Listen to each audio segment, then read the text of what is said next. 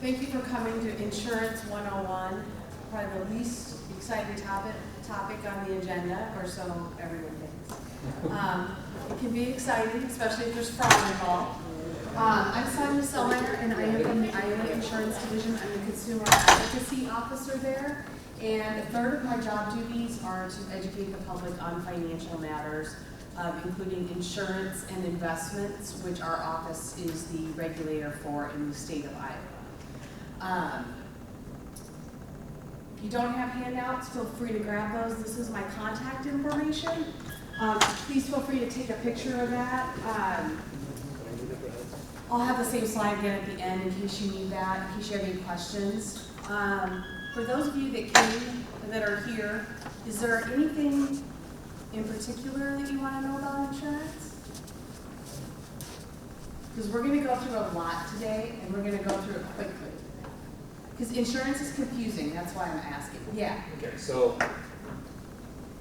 I have a colleague that is adamant that when he goes to the doctor, he just negotiates. And I am wondering, I feel like that's something that's... Does he have health insurance? He has the opportunity to get it, but he chooses not to. He gets an in lieu of payment, I think is what we do for people that don't take our insurance plan at our school. Okay. So, what's the risks? What's the rewards for doing something like that? Is what I kind of. Well, I wasn't going to cover this in my presentation, so I'm glad you brought it up.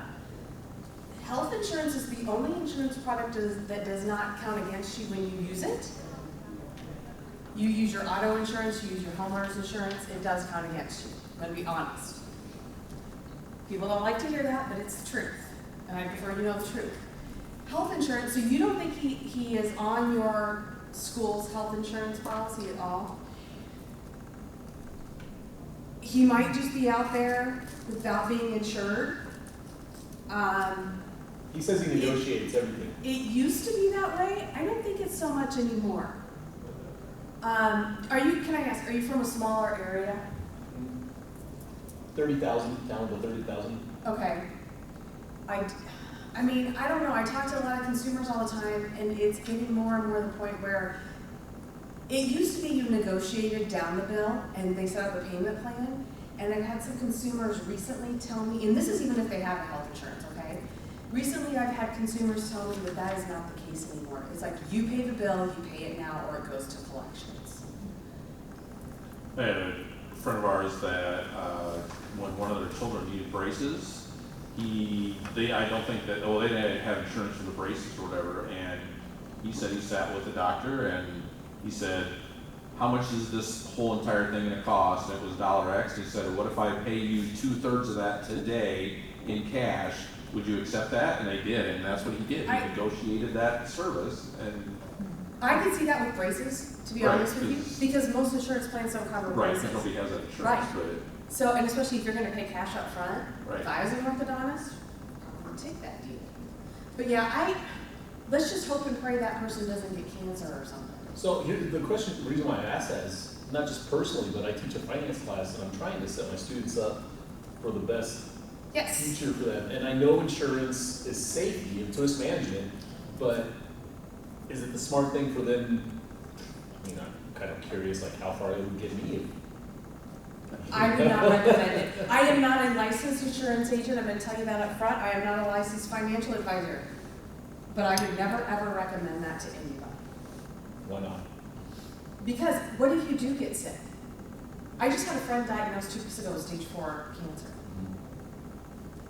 Wow. What are the medical bills going to be for all her treatment? I mean, maybe if you don't care what your credit rating is, maybe if you don't care if you have to file for bankruptcy, but at least you said it, the 2 words, it's risk management. But the tricky it's part, to protect what you already have. Yeah, the tricky part is even if you have insurance, I feel like I'm getting taken advantage of because I have insurance, right? I was literally on the phone this morning with the hospital because they charged me $220 to get stitches out. I went in there, $220 to get stitches out. I think it's because I have insurance.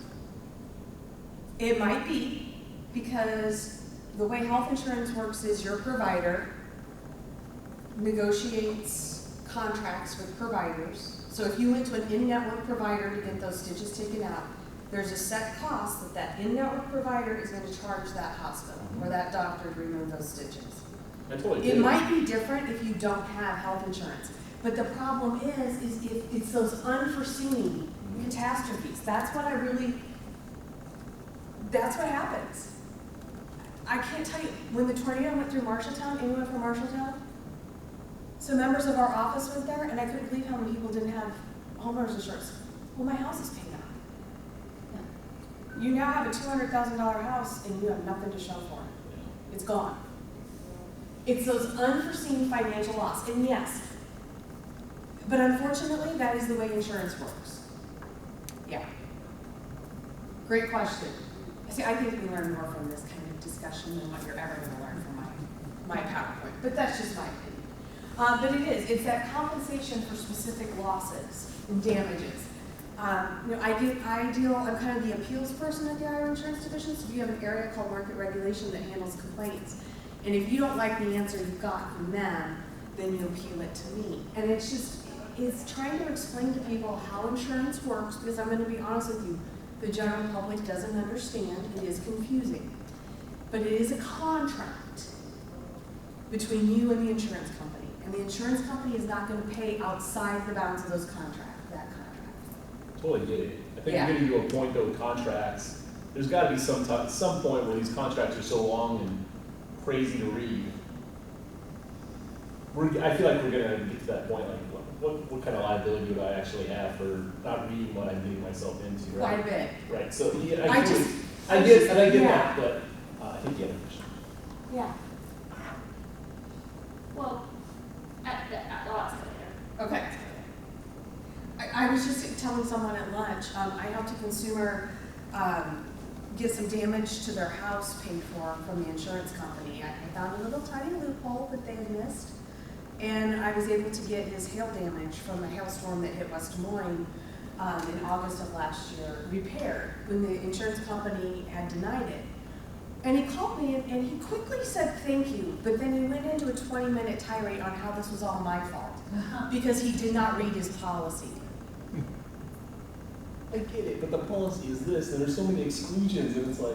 This is I'm why paying you're for teaching stuff. financial literacy, right? I totally understand. Yeah. I just think we're getting to a point where it's Well, like. it's our Trying to rally the capitalistic troops. society. Okay. But no, that's why we have to teach financial literacy, right? We have to teach these things to our youth so that they know that they do need to at least have the basic understanding. I understand, it is not fun, it is not sexy to read an insurance policy. Trust me, I believe it.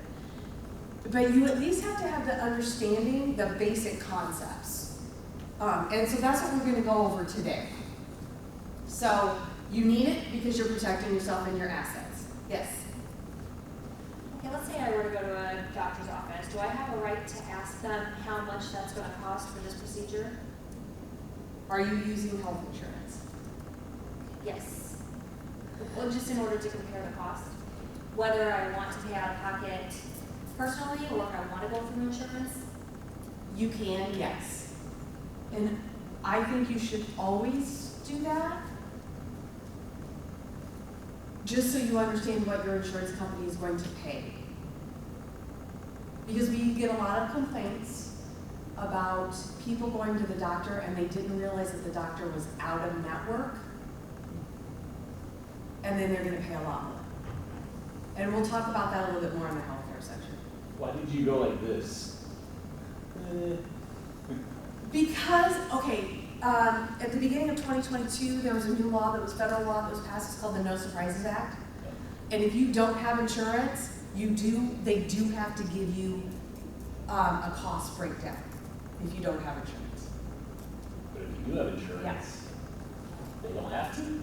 It's iffy, the way I understand it, but Is that, I think that goes back to your first question, is if it's gonna be if I'm gonna pay the whole bill out of pocket, sometimes it's gonna be one price, but if the provider, doctor, whatever, knows it's going through my insurance, the bill goes up. It And this could. guy's saying, his friend's saying, well, if I negotiate, it's gonna be cheaper overall it's like, why is it that as soon as insurance becomes involved, It's like the provider, the doctor, whatever, just says, oh, well, I can charge whatever in the world I want because the insurance company is gonna pay for it. Because, okay, so have you ever heard of CMS, it's the Center for Medicare and Medicaid Services? They set like standard fees for all this stuff, and that's usually where those contracts between your health insurance company and your medical provider, that's where all those amounts come from pretty much. If you're on Medicare or Medicaid, yeah, it's the set amount. They have set that, and that's what those two services are gonna pay. Now, where those third-party providers come in and how they pay varies. But again, you're not penalized for using your health insurance, okay? Please remember that. You are not penalized. It's not like you went to auto shop A or auto shop B if you rent your car, okay? Or even just fixed it using your insurance. You're not penalized for using your health insurance. Yes, you might have to pay up your deductible, but that's how insurance works. So if I'm not happy with what the hospital tells me about my whole having to pay $200-something for insurance, they're doing an investigation right now. They were interviewing me. If I'm not happy, I'm calling you. Is that what you say? Is that what? We have no, you can call, but what we're gonna tell you is we have no regulatory authority over your provider, what they pay, because that's that behind It's the the back hospital. door. It's the hospital. Okay. It's that contract between the hospital and your health insurance company. Gotcha. Okay, and so while we're on this topic, do you have kind of a high deductible health insurance plan? Being a teacher, a lot of teachers anymore are getting the shaft, to be honest with you, on their health insurance. It's kind of weird. I feel like we're transitioning away from typical insurance plans to HSAs. And we had a choice last year. I think I was the high deductible last year. And they took away, now there's only one option. It was like the in-between. It's right there in the Well, middle. that's maybe better. I feel like it's transitioning, it's trending towards getting rid of it altogether, it feels like, because I used to have 3 options, and then we had Okay. 2, and now I have 1. There you have one, okay. Right, healthcare costs are rising tremendously. A lot of it has to do with our aging population. We're top heavy right now. And so a lot of healthcare costs are being, they're rising because of that. So basic terms for you to know, it sounds like you guys are a little bit more insurance savvy than maybe what I'm used to. Because this has been a good discussion, but the insurance the person is covered, the deductible is the amount that you have to pay before those benefits kick into gear. Premiums is the amount you have to pay in order to get the coverage. You have to pay it if you want to get coverage. And that all these terms apply to homeowners, car, health, whatever insurance. Independent versus captive agent, if you are shopping on your own for homeowners insurance or auto insurance, you may want to consider calling an independent agent because they can look at many different companies and see what's the best rates for you, okay? A captive agent is just gonna write for one company. I'm not saying positive or negative things, I'm just gonna give you an example. State Farm is one of those, or American Family, I believe, is the other one. Those are captive agents, and there's nothing wrong with that. A lot of people are very loyal to those captive agent companies, which is actually kind of nice to see. Underwriting, it's a process where the company is determining your risk, and this is really used a lot in homeowners insurance and auto insurance. The amount of risk that they determine that they've got to cover is also going to translate to the amount of the premium that you're going to cover. So tell me, do you think the insurance company can use your credit score to determine your risk? They do. They sure do. It goes into what's called an insurance score. It's part of that.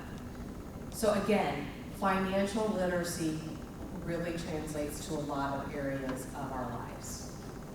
You really want to teach that good credit score so that they can, get good rates on their insurance products. They can get good rates on their mortgages. It follows you everywhere. I cannot stress that enough. While I'm on that, because I don't think I have it in here anywhere else, just a couple things, and I don't know that this really applies to your students so much as maybe you personally. You might want to mention it. It depends on the savviness of your students. But what I would recommend is freezing your credit so that no one can take it, your identity through your credit, to open credit in your name, And it's really easy to do. You gotta do it with all 3 credit bureaus though. And I would run your credit report annually with all 3 credit bureaus. And check it and make sure it's correct. Because that's gonna affect your credit score if someone's stolen your identity. And honestly, freezing your credit, it took me less than 20 minutes to do it on all 3. Okay, we're gonna talk about health insurance. So it helps you prepare for the unexpected. It used to be that was the most common reason people filed for bankruptcy. I don't know that it is anymore, but I would be surprised if it is. So there's many different ways that you can get health insurance. The most common is through your employer, your parents if you are age under 26, Medicaid or Medicare, an individual policy, and that's from the Affordable Care Act, the ACA. And that you find those policies. This is very important. If anyone has to get a policy through the ACA, it's healthcare.gov. Do not go to healthcare.com or any other variant of that. You will get scammed. A friend of mine was retiring and she needed like a 3-year policy gap to get her through till she was 65. She went to healthcare.com and her phone rang like 70 times for the rest of the day. Very important, healthcare.gov. You could also get it through military coverage, COBRA, or short-term limited duration plans. Those are kind of like a catastrophic type policy. They're going to cover you in the event of that catastrophic incident. Right now in Iowa, you can buy those they last for just under a year. The federal regulations coming in and they're going to try to make it back to 3 months, which is what we had before. We fought really hard to get it for a year because otherwise you're dealing with it every 3 months, and now the feds want to take it back again. So I don't know. It's going to be interesting to see what happens with that. In-network, we kind of talked about this. You want to make sure your doctors that you go to are in-network. You're going to get cheaper rates that way. If you go to out-of-network doctors, you're going to pay for more or only a portion if it's covered at all. A lot of times it's not even covered. It depends on your policy. Your health insurance policy is, again, a contract between you and the health insurance company. If you ever have questions on whether or not something's going to be covered or how much it's covered, call your health insurance company and say, this is what's going on. I'm going to have stitches removed. How much is this going to cost me? And they should be able to tell you, okay? Kind of 2 different types of insurance plans. An HMO, they're only paying for that in-network. Providers, you have a primary care provider that usually you designated, and you usually need a referral to go to a pain specialist or something like that. The primary or preferred provider organization, it's a list of networks. A network, you can go anywhere in that network, and if you go outside of it, again, you're going to pay for more. And there might be separate out-of-pocket maximums and deductibles depending on how you use that network. But you don't need a referral to go to that pain specialist. Okay? Pre-existing condition, when you buy one of those Affordable Care Act policies, they do not look at those anymore. They must cover those. So there used to be, you couldn't get health insurance if you had a problem because of a pre-existing condition. The ACA took care of that problem. I thought that was all insurance, all health insurance is like that. I didn't think it was just the ACA plan. It is, as long as you don't let your coverage lapse somewhere. You always want to make sure you're covered. If you went to like one of those short-term disability policies, they would probably look at your pre-existing conditions. There's another option here in Iowa. Farm Bureau sells a health insurance policy, and I think they can look at that as well because they're not covering you at ACA levels. So other important terms to know, that out-of-pocket maximum, that it's just like it says, the amount that you're going to pay before that you get 100% covered. It does not it does not include the premiums that you pay. For some reason, people think that includes the premiums. It does not. Really important, explanation of benefits. Does everyone know what an explanation of benefits is? It's a statement that you get from the health insurance company after you've gone to see the doctor, and it tells you, I'll show you here, it tells you when you went, the physician's name, what happened, the amount that they charged, the network savings. Okay, so this right here is if you went to an in-network provider, that's that deal between the provider and the health insurance company.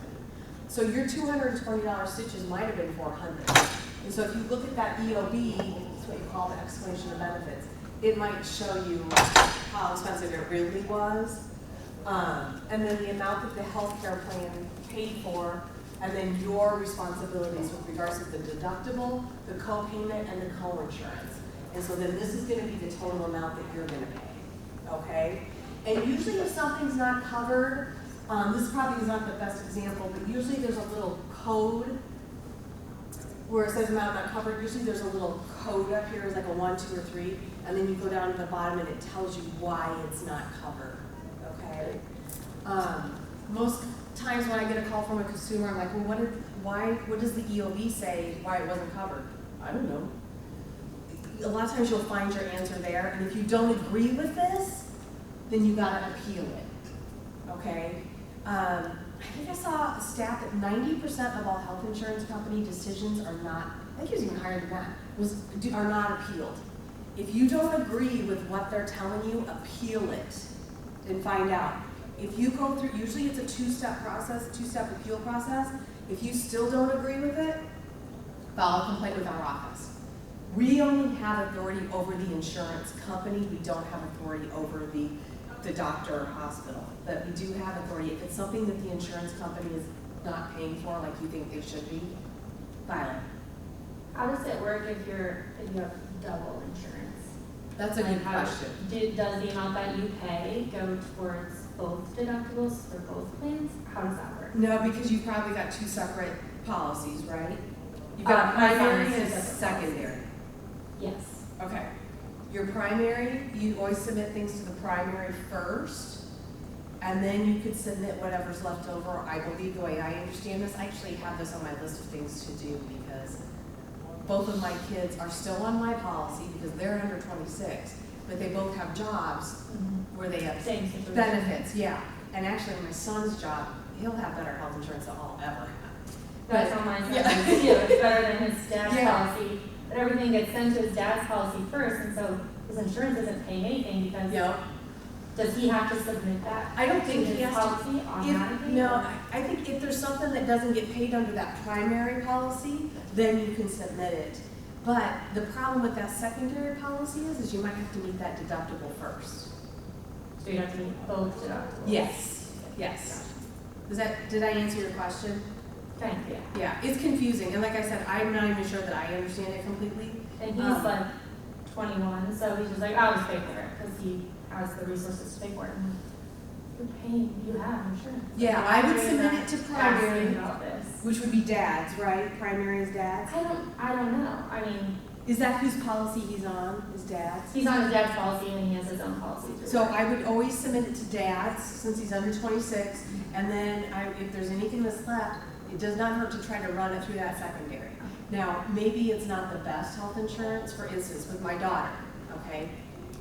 She needs to run everything through mine, and then she's got a $1,000 deductible on her health care through her employer.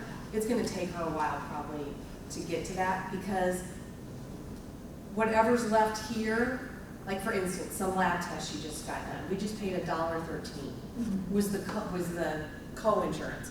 So then we could have submitted that here on her policy, but it's gonna take forever to get to $1,000. If it's a bigger charge than that, then I would have had her submit it there. Would that be the only reason you have double? Because my son is now 25, so he'll be falling off. all Yes. this. But he never signed up for insurance at his company. Right. Because he was on ours. Right. He's not getting hit twice, or us. You're doing the right thing. Mine only is because my son's a policeman here in Des Moines, and he has awesome health insurance. So I said, sign up for that, and then he got married, so he get his wife on there. And my daughter's, she's got this $1,000 deductible, but it costs her nothing. So I said, sign up for it. My Yeah, son has diabetes and his insurance plan through work covered prescriptions. Like he had a $100 deductible and he gets out of insulin in like 2 months. Yeah. So like, yes, you're paying $30 a month for this insurance. yeah, use it. use it. I just didn't know if I was missing something. No, no, you're doing the right thing. It's just that both of them, I'm like, okay, go ahead, and I cannot wait till my daughter, the last one, can go off, because then my insurance can go down. Okay, any questions on health insurance? I think health insurance is the most confusing, to be honest with you. I think kids are confused when they see deductible and like, deductible, oh, I pay that deductible with a car accident and that's all I have to pay. But for health insurance, there's the co-insurance that comes out of Yes. it, that they don't understand that. I think Yes. that explanation of benefits, I Yeah. need to do a better job of getting a document that shows them what the EOB looks like, because I feel like you can understand that, it's pretty simple. I agree. I really, that's kind of what made me understand it, is looking at the EOB. Yeah, I mean, and there's plenty of images, if you don't want to use one here, and there's plenty of images on the internet. If you go to Walmart, I think they have sample. They do, and they even have, and actually, these things that you have, these are blogs that I write, and it's on my list of things to do, is to write one for an EOB. I do them monthly, but yes, Walmart has a whole article on explanation of the EOB. Is everyone required to have health insurance? That's a great question. It used to be that way. It's my understanding that that has now been taken out of the ACA and you aren't required any longer. Okay. Yeah, you still get that, if you have health insurance, you usually get a tax document at the end of the year that shows that you had health insurance. I think that, because it used to be that you were penalized if you didn't have it. You used to have to pay a fine. I don't know that that ever got enforced. And the fine was minimal. It was cheaper for people to get Yes. the fine than it was to pay for health insurance. Yes. So it's my understanding they don't enforce it anymore, or it's been taken out. I'm not exactly clear on that, but, because that's federal legislation, so. And just this EOB example, it is Walmart. But since we regulate them, I thought, but they do insure like 90% of the state, so. Affordable Care Act plans have come down in price, I can tell. Huge. Does anyone know, are they like comparable now? Is it like worth taking a look at? Yes. They were so high Yes. that, I don't know if it's something to look at in comparison to what I'm doing right now with employment. And they were so high for a while, I mean, I barely glanced at it in class. I probably should be like directing my students to look at that a little bit more. This is what I'll say, okay, every year I have to have a hearing with the public about grandfathered policies, and those are policies that were in effect before the ACA went in. And people decided to stay in those policies because it was, at that time, cheaper than going to the ACA. It's no longer the case. And these people that are in these grandfathered policies, so what the ACA's been in effect, I think, 13, 14 years now. The age group is older and older in those grandfathered policies, therefore the cost is getting more and more expensive.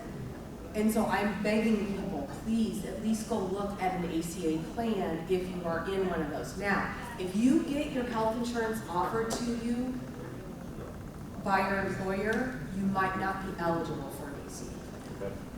There's a caveat there, and I'm drawing a blank on what it is. But if you go to the ACA website, it will tell you. I think you might have to be in an HSA plan, a health savings account type plan, a high deductible plan.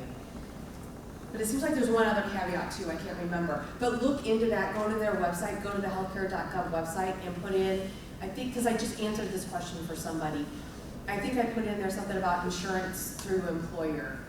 And this person was not eligible, and I thought for sure she was going to be, but she was not eligible for an ACA policy. But if you are eligible, I think, okay, this hearing that I have, it actually is next Saturday. I give these statistics in this hearing. And the average premium in Iowa, if you get the tax credits that come along with the ACA, is like $10 a month. Is there income requirements on that? Yeah. And you've really got to monitor that as well. You can't say you don't have any income and then get a job and then expect your premiums to stay the same because you're gonna be paying back a lot of money to the IRS. But if you've got, you know, kids that maybe are in that situation when they turn, you know, 18 or, you know, whatever, and they need a policy, they definitely should consider that. I think Hawkeye might go 13 or 12, I don't remember. Okay, any other questions on health insurance? Okay, all right, I'm gonna try to speed up here. Life insurance. You may need it, you might not need it. It depends on your personal circumstances. Things to consider is how much coverage do you need? Who is it going to protect if something should happen to you being the insured? Do you only need it for a certain amount of time? And who's going to be the beneficiary? Those are some things to think of. Again, the insured is the person whose life is insured. The cash value insurance is more expensive than a term policy. Term policy is exactly as it says. You buy it for a period of time. Okay, for instance, I bought a term policy when I had kids. It's expired this month. I did not renew it. I don't have any more kids living at home. I have an emergency fund, and I told my kids, if something happens to me, pay for my burial expenses with that emergency fund. Whether they get money or not, they're probably going to be wealthier than I ever will be in my life. So it just depends on whether or not you need it, and do you want to pay for it? Because the older you get, if I was going to renew that at the age of 55, it was going to be pretty darn expensive, even though it was a term. I didn't want to spend the money on it. I'd rather self-insure. But that's just my own personal opinion. Everyone is different.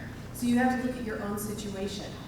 You know, maybe you have, you know, the thing I think of is maybe you have student loans, and you want to make sure if something should happen to you that someone else doesn't get stuck with that, depending on the terms of the loan. My brother just died unexpectedly last October, and he was married and has 2 kids in school. He didn't have life insurance. He had a very small policy because he had a heart issue when he was younger. And so he couldn't pass underwriting on a regular, you know, like term policy for $500,000 or something. So it was kind of a blow to his wife and his kids because that health insurance is not there. Or I'm sorry, life insurance is not there. 2 other types, whole life covers you for your whole life, and it does build cash value. The one thing I'll say about that, and universal life, because it does also build a cash value. If you're going to use it to pay premiums, you got to keep track of that. We get complaints all the time in the insurance division that my universal life policy got canceled. Why did it get canceled? Well, they said I stopped paying premiums.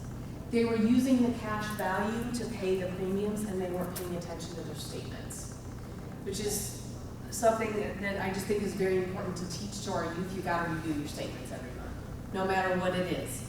Credit card, bank, life insurance, whatever. You got to review it. You got to make sure that you know what it understands, and if you don't know what it understands, you need to ask. You know what it means. You got to ask. Annuities is another form of insurance that can. You could use it for retirement. You could also use it for death benefits, things like that. I don't, since I'm running out of the time, can an annuity help you save for retirement? Yes. Disability insurance, again, it's a kind of another way to protect your family and yourself in case something should happen to you. Short term is first 6 months, long term is over 6 months. A lot of employers provide this for free or at a small amount. So if you are, you know, you might want to look into that through your employer before you go buy some on your own. But you might feel like you need it. A friend of mine went out and bought some. This was years ago when we were young. And I thought, why are you buying disability insurance? Well, guess what? She needed it because she got pregnant and she had problems with her pregnancy and she was on bed rest for 6 months. So thank goodness she had it. Long-term care insurance, a topic no one wants to talk about. The rates keep going up higher and higher and higher because of that aging population. Whether or not you think you need it is up to your own individual circumstances. But the things it might cover are if you get, you know, if you need care in your home, a nursing home, assisted living facility, or an adult daycare. I think the main things you gotta know for this, where is it? The ADLs, the activities of daily living, I think you have to not meet 2 of those, or meet the need of 2 of those in order for most policies to start kicking in. So I think that's important. Just because, you know, you're older and you might need a little bit of care doesn't mean your long-term care insurance policy is going to kick in. You have to need care, and I think it's 2 of those: transference, continence, toileting, bathing, eating, and dressing. What's transferring mean? I think like in and out of bed. It all, and I say all this, but it's again, you gotta read your policy. You gotta know what your policy says. Then it does, you know, health insurance does not cover assisted living or nursing home care. This is where you're gonna get that coverage, is if you have a long-term care policy. Any questions on life insurance and some of those kind of miscellaneous things? I know I'm going through this really quick, but I want to get done. So I have aging parents, they're not there yet, but dumb question. Is that insurance only purchased when you need it, or do you buy it in advance of when you need it? You buy it in advance. How far in advance should I be looking? Like what's? Yeah, the experts say 50s. Really? Okay. Yeah. I actually just went and talked to a financial provider professional about long-term care insurance because I was like, I'm at the right age. I decided not to take it. So, I mean, it's expensive. It's very, very, very expensive. Do your parents have a policy, do you know? Gonna talk. Yeah, find out if they do. That's great. Find out if they do. One other thing I'm going to suggest that if you do have aging parents that have a policy, make sure that you are their trusted contact on there, or their alternative contact. It depends on the company, what they call it. I am that trusted person on my father's long-term care policy, and every year the rates go up, and my dad hem and haws, am I going to keep this thing or not? And he waits till the very last minute to decide, and I always get a notice that he's not paid his premium yet. It's so that they don't default, you know, as they age and maybe they're not. Yes. Okay. So it's that, because you don't want them to lose money, you know, that they paid in all along, and it's purely a mistake. And believe me, we hear about that all the time. So you want to make sure you have that person on those policies. And on investment accounts too, make sure you have a trusted contact on there too, especially for those aging parents. Okay, auto insurance, fun times. Premium and deductible are the same as what we talked about. The thing here is we have comprehensive coverage, which pays for the repair of your vehicle. If it's stolen, damaged by fire, deer hits, is comp. Collision coverage is if your car hits something else, just like it sounds. This does not cover if your car breaks down or your check engine light comes on like mine did this morning. Car insurance does not cover that. Let's see if we can get this video to play. No? Shoot, okay. Just, these might be good for your classrooms. There is an auto insurance one and a homeowner's one. If you go to YouTube, I think it's, and again, I'm not endorsing any insurance company or any insurance agency, but I think it's Central Life, I think is who did these videos, and they're great. I don't know why it won't play.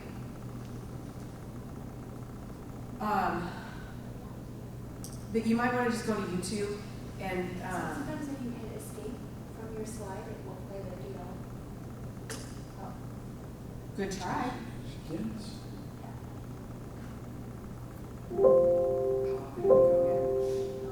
Up there. Yeah, go to YouTube and look. They're really fun because they're cartoony like this, and they really cover a lot of good area.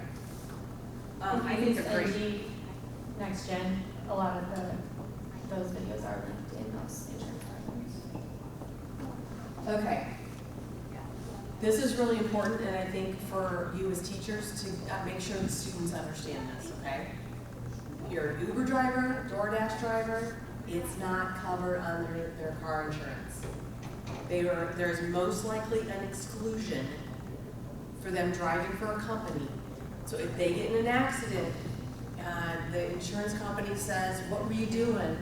Where were you driving to? Oh, I was delivering a DoorDash delivery. They're not gonna pay for the damage to their car. I talked to a 25-year-old girl who had just bought like a brand new pickup truck, and it was expensive. She was driving for DoorDash, and she wrecked it and totaled it. She was not gonna get a penny from the insurance company. There's an exclusion in the policy. So please make sure that message gets out. All the time we're getting complaints about that in the insurance division. Do they offer riders? Like a You policy might- that you can add on? So, okay, thank you for bringing that up, because my last complaint that I dealt with was an Uber driver who bought, no, it was Lyft maybe, I don't remember. One of the companies, he bought the insurance from the company, from Uber or Lyft, okay? But he didn't look at the policy, and it was liability only. So his car, when he wrecked it, didn't get paid for. So there's there's apps now, a lot of startups, where you can go to your phone, like for instance, if you have an Airbnb that you rent out, you go to your phone and you turn it on, okay, I want insurance for these 3 days. I think they have those for Uber and Lyft drivers. I feel like my insurance company offered, like I got an email about them offering through State Farm a rider if you are doing rideshare. It would be smart if they did, because they probably make a lot of money off of it. Yeah, what I would do is if you're gonna do that, and what I would advise you to tell your students is, if you're gonna do this, the first thing you need to do is pick up your phone and report it to your insurance agent. And have them walk you through what to do. They're gonna find something for you. Okay, homeowners insurance. Any questions about auto insurance? When's the last time Iowa upped their minimums for liability? You know, I don't know, because that's a DOT rule. We don't do that. I don't know when the last time was, though.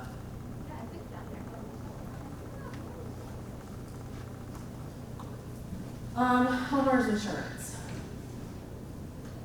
Again, maybe call that independent agent or the captive agent to get your best value. Homeowners insurance rates are rising.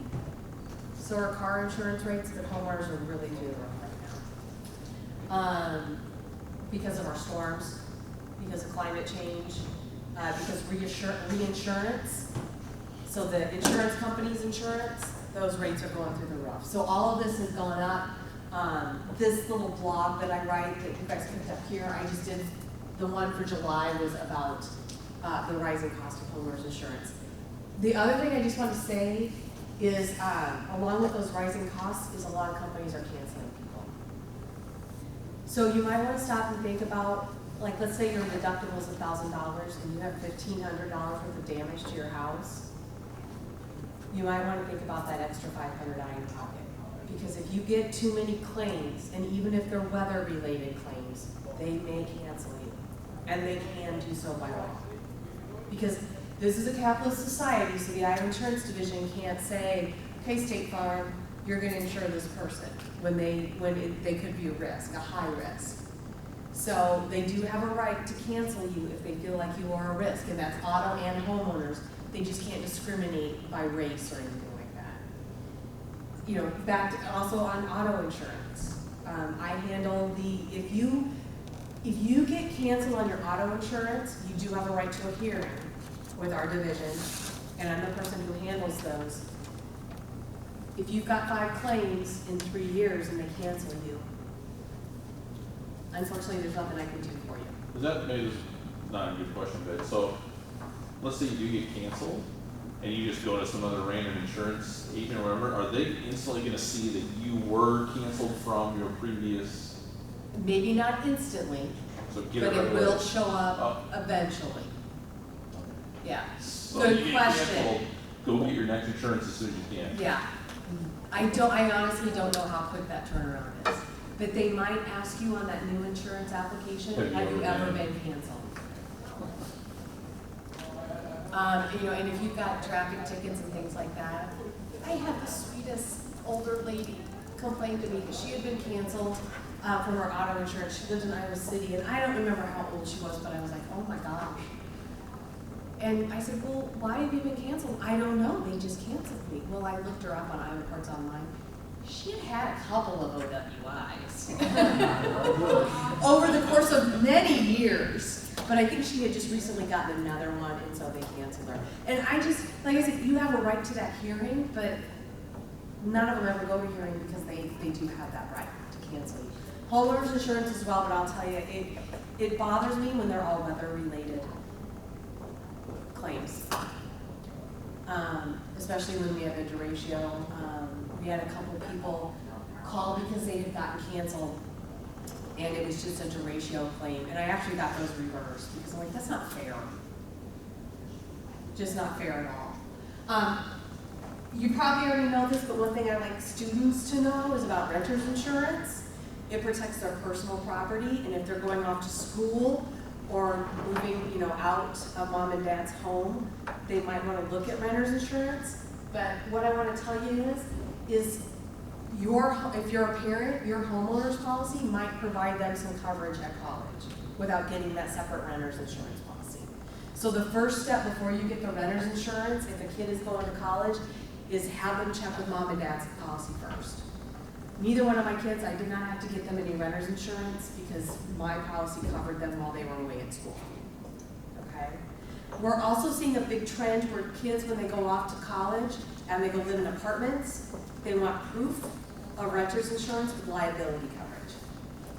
So if I'm living in an apartment in Cedar Falls and my friend comes over and they fall down and break their leg in my apartment, that apartment complex, a lot of these big companies anymore, want to know that you have that individual liability coverage so you're not coming back after them. Would that be the same thing for somebody being in a boat that is next to a dock?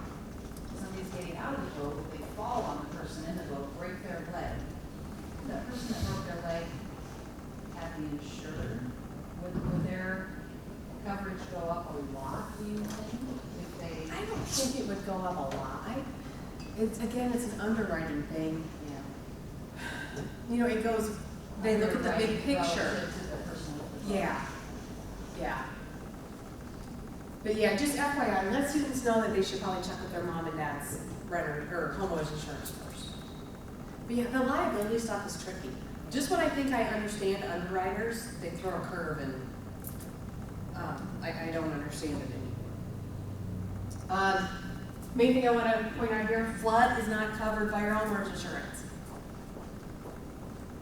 If you live anywhere in the state of Iowa, and you think you've got a possibility of a flood, get a personal, you can now buy private flood insurance, okay?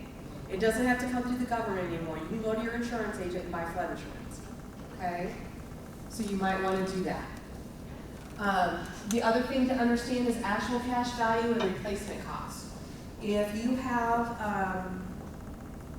a house burned down and you've got to replace some items, the insurance company is going to pay you what's called actual cash value. If your policy, and that's the amount of the item less depreciation. If your policy has replacement cost, and it costs you more to have that, if you have that replacement cost, when you go buy the replacement, you give them the receipt and then they'll pay you back for that replacement. You'll get that money back. Does that make sense? And like I said, this does cost you more on your premium.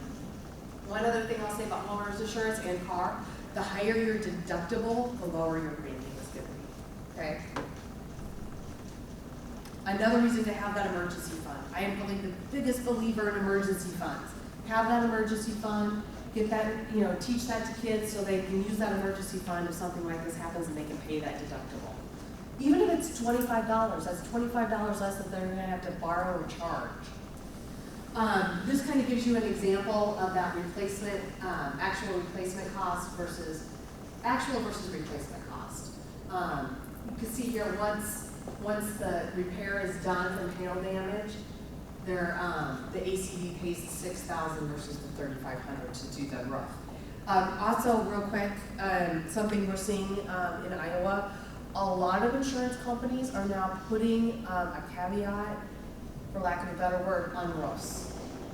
So if you have a house and you've got a little bit older roof, make sure you look at your policies, look at your deck page to make sure they're not saying, oh, because your roof is 10 years old, we're only gonna pay you 50% of your roof value if something happens. A lot of people are not paying attention to that, and they're not seeing that on their deck page or that amendment page that comes in at renewal. If you stay with the same company, they just kind of send you paperwork that says, here's the changes to your policy. Make sure you look at that and pay special attention to the roof. Because so many roofs have been damaged in Iowa because of weather. Riders are very important. Kind of like what we were talking about with regards to if a rider, maybe if you're an Uber driver or DoorDash, it's important if you've got like a wedding ring, a baseball card, football card, painting, something like that, get a rider. My son called me one night and said, yeah, Mom, Allison lost her engagement ring. Did you have a rider on that? Nope. They ended up finding it in the snow outside. But you want to have riders on those things because your typical homeowner's policy does not cover them. Okay? We talked about this. Flood is not covered. There's another one of those videos. I think it's Central Insurance, but they're really good. You can also purchase private flood insurance from a licensed insurance agent. That's the important thing to know there. Umbrella, it's just how the name says. It's an umbrella protection. A middle-class family should have a policy equal to roughly their net worth. And it kind of protects you where other policies maybe don't. It's umbrella. This might be, your boat example. So we have a couple of websites. If any of you picked up my blue packet out on the table out there, the blue envelope, there are 2 pieces of paper in there. The first piece of paper is a top 10 how to avoid becoming a victim of fraud, top 10 tips. And then the other piece of paper is information about some free websites that we have through the Iowa Insurance Division, and there's QR codes on there. This is Save for Later. Save for Later Iowa. The main purpose of this website is retirement planning, but there's a whole section on insurance. And then that Save for Later courses, those are free courses. Maybe you find something on there that you want to throw out to your class. They're usually under 10 minutes. It's all free, and you don't have to log in with like an email or anything. You just click on it and go. Then we also have one that's specifically for women. This is kind of to empower women to take control of their finances. 90% of all women will be in control of their finances during their lifetime because we live longer, and we're more apt to be the head of a single household. There's also free courses on there. Those are the same courses on both websites. But there's all kinds of information on here for women. This is just an example of some of the educational courses you can find on those. This is a health savings account and shopping for insurance. And like I said, I don't think there's one over 10 minutes on it. Healthcare financing. Oh, here you go. Negotiating your medical bill.